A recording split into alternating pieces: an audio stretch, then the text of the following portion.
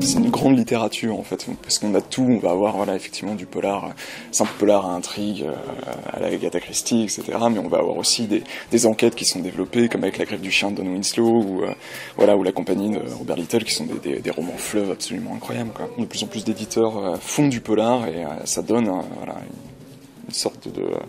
c'est un véritable monde qui s'ouvre quoi, avec le polar et qui colle à l'actualité. Donc c'est ça aussi qui rend la chose fascinante. L'évolution en fait du polar dans la jeunesse a suivi l'évolution du polar en fait dans la littérature générale. Et aujourd'hui, on a 3, 4, 5 collections peut-être vraiment identifiées polar, plus toute une partie de la production jeunesse qui mène des enquêtes avec des petits détectives, avec voilà. Depuis qu'on est investi dans le quai du polar depuis 4 ans, 5 ans. Le fait est qu'on voulait faire une véritable proposition large en fait sur la question du polar et que ça nous a poussé en fait à travailler un peu plus ce fond-là à la librairie. Il y a des clients qui aiment beaucoup, enfin des lecteurs qui aiment beaucoup découvrir un pays grâce au polar. C'est vrai que c'est une bonne manière de découvrir parce que souvent dans le polar, il y a beaucoup de balades dans la ville. Et donc voilà, pour un amateur de voyage, c'est hyper intéressant.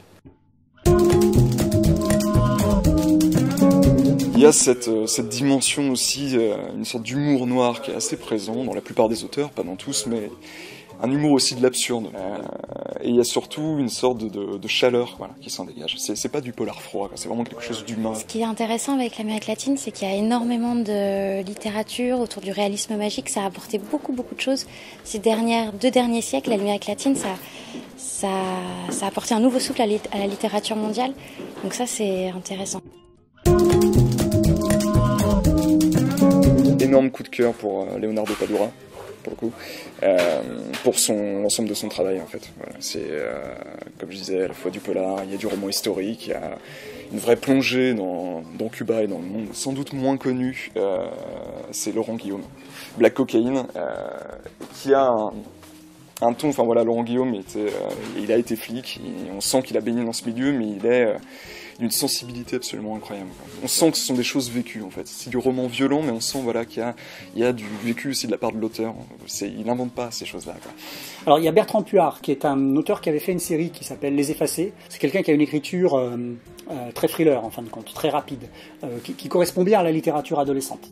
Ahmet Détective. Alors le concept est intéressant, c'est un concept qui avait déjà été fait chez les adultes, puisqu'il y a un personnage qui s'appelle le Poulpe, qui a été écrit par tout un tas d'auteurs. Là pour le coup, c'est Ahmet qui est un des fondateurs du genre noir en fin de compte, et là plusieurs auteurs vont se ressaisir de ce personnage-là pour raconter chacun 8 histoires différentes à partir du même personnage. Tous ces auteurs adultes ont plaisir à jouer de ce personnage de Ahmet qui a lancé le genre polar noir en fin de compte pour le faire découvrir aux enfants. Et c'est ça qui est intéressant. Mon grand coup de cœur, c'est celui-ci, 3 contes sans amour. C'est 3 nouvelles qui retracent la pampa argentine. C'est des hommes et des femmes dans des solitudes absolument âpres. C'est fantastique, ça met très mal à l'aise, mais c'est vraiment très fort. Mon deuxième coup de cœur, c'est celui que j'ai commencé à évoquer, c'est 12 rue Carioca de Jean-Paul Delfino. Celui-ci, donc là c'est une grande saga autour du Brésil, au début du XXe siècle, toute cette aventure ouvrière, très chouette, et des belles histoires d'amour en plus, génial.